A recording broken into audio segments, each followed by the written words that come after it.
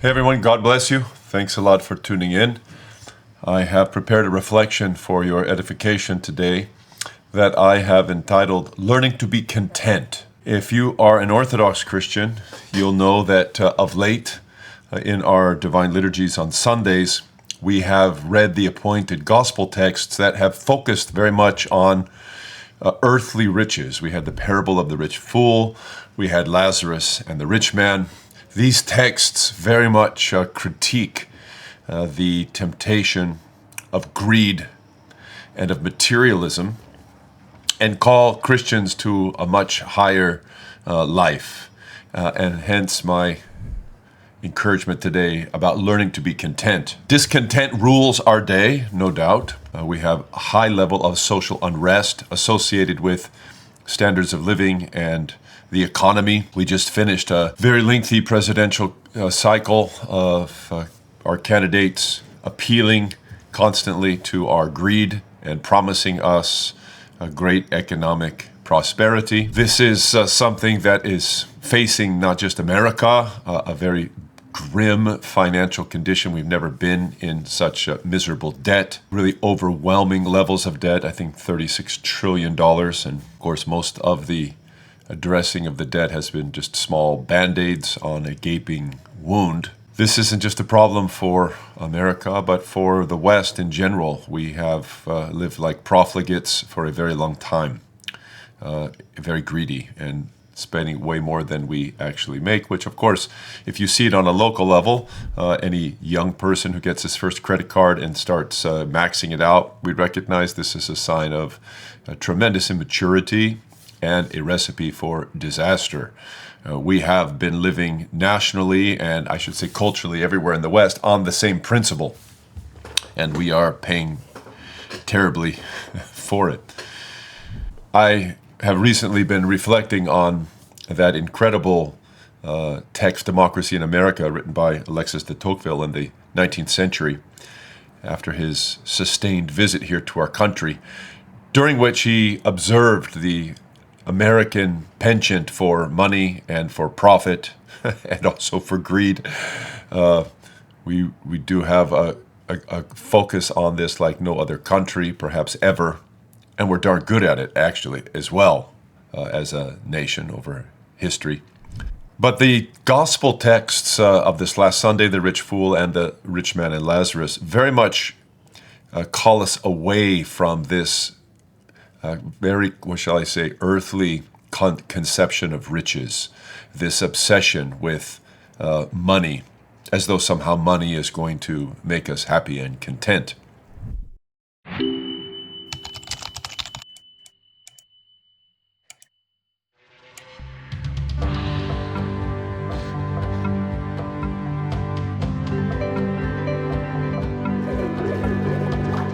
A blessed Lord's Day to all of you, brothers and sisters.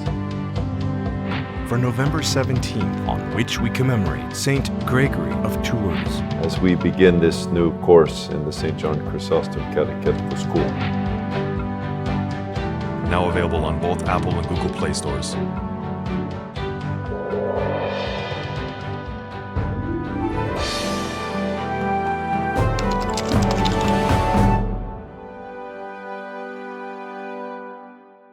There are many young people today who are being taught by pedagogues on social media and in universities that pretty much everything's about money. Your education's about money. You have to be educated so that you can get a job. That is not at all a classical understanding of education, a civilized understanding of education. That's not to downplay the need to sustain oneself and to develop a career and manage finances. I'm not poo-pooing that in any way. But this idea, I'm going to get $50 million by the time I'm 50, this, what shall I say, crypto craze, which is so interesting to so many, massive amounts of greed. This is a distraction, a massive distraction from meaning and from satisfaction in life and obtaining the purpose of life, finding out what the purpose of life is. He says so many insightful things about our culture that remain abiding truths. I have particularly thought of one thing that he said that I have been thinking about in the political cycle that we just went through, which he says that America will remain a republic until Congress discovers that it can bribe the public with the public's money. Ooh, ouch, ouch. Obtaining riches, this current obsession and cultural obsession, obtaining riches is very important. Don't get me wrong. Obtaining riches is the call of God for all of his people, but we must define riches properly. And riches that are worth focusing on in a serious way are not earthly riches, which cannot establish human happiness and will have no relevance in the next life, except as a standard by which we'll be judged how we related to them. True riches are not gold, silver, stocks, and bonds and real estate. True riches are riches that can't be taken away.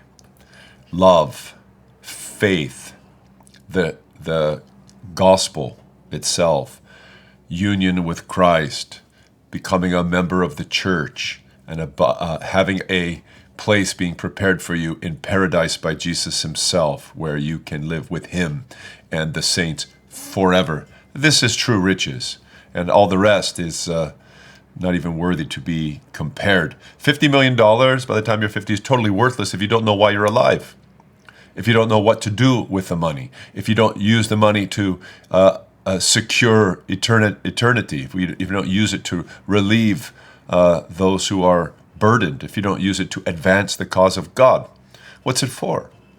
What's it for? It's a huge distraction, actually. The quest for earthly riches is a huge distraction to keep you a pauper, because many who are obsessed with the acquisition of earthly riches are completely poor from the perspective of heaven.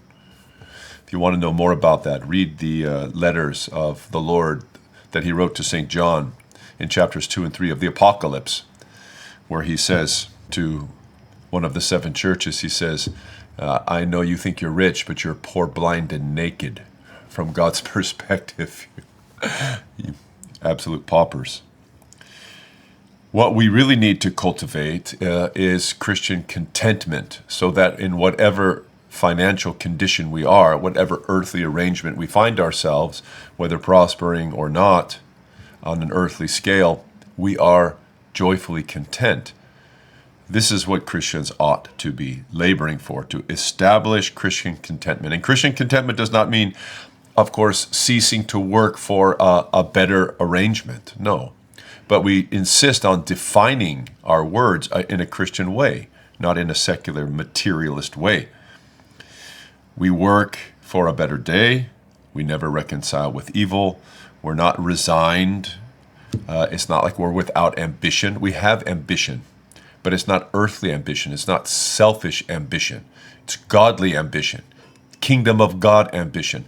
People first ambition. So Christian contentment doesn't mean ceasing to labor for a better day. Not at all. We just define the better day according to Christ's standard in a meaningful way. Contentment means after doing what is your responsibility, after laboring and putting your heart into what God is calling you to do, you rest in his will. You abide in joy detached from earthly circumstances. That is the Christian patrimony. We labor for God, and then we leave the results to him, and we trust him in the arrangement of our earthly prosperity or poverty, or the movement between the two, which is very common as well. Let me read to you from St. Paul, perhaps his most encouraging and detailed counsel about contentment. It comes from his marvelous epistle to the Philippians, an epistle that is punctuated by teaching about joy from beginning to end. He says this is chapter 4, I rejoiced in the Lord greatly that you have revived your concern for me. Not that I speak from want, for I have learned to be content in whatever circumstances I'm in. I know how to get along with humble means, and I also know how to live in prosperity. In any and every circumstance, I have learned the secret. That's a very important word there. The Christian secret that must be learned. That in any in any and every circumstance. We know how to get along with humble means, and we know how to live in prosperity. I have learned the secret of being filled and of going hungry, both of having abundance and suffering need. He knew both. I can do all things through him who strengthens me. What an incredible text. Learned virtue, right? St. Paul had a dramatic conversion in his life, but that was the beginning of his Christian life, right? It set him on the course of maturation, of becoming like Christ on the earth. And he was faithful to abide in Jesus' word and to learn to be faithful to Christ. And he said one of the things that he learned front and center was how to be content, how not to shackle his own inner disposition to his outward circumstances. This is the Christian secret. You can have a rich interior life of abounding joy and contentment, completely disconnected from all exterior things, including health, financial condition, even in Paul's case, whether you have liberty to move around or you're in chains in prison. Why was Paul with Silas in the Philippian jail, chained up in the stocks and singing hymns at midnight? That's just St. Paul. He learned, he grew, and Christ strengthened him in every circumstance because he's leading us to maturity. Maturity such that we have a detachment of our inner condition from our exterior circumstances. Paul was content in humble means or prosperity, and he said he did it by learning the secret, and the secret is Christ. I can do all things through Christ who strengthens me. And this isn't a secret. This isn't a gift just to be obtained by those at the end of their life. No, this is something that we Christians all should manifest. You know, St. Paul makes another reference. This is in his second epistle to the Corinthians, where he's making a collection for the poor in Jerusalem. And the churches that were in Macedonia, even though they were in terrible circumstances, they were being persecuted and they were impoverished. Listen to what he says about them. He says, "Brethren, we wish to make known to you the grace of God which has been given in the churches of Macedonia, that in a great ordeal of affliction, their abundance of joy and their deep poverty overflowed in the wealth of their liberality." Here's a church that was in a great ordeal of affliction, and yet he said they had abundant joy, and even though they were poor, they gave with great liberality and happily. This is the whole church in Macedonia. Now, this is something that we can do with God's help. You know that famous verse, I can do all things through him who strengthens me through Christ who strengthens me, Philippians 4:13. Many Christians memorize that verse and recite that verse.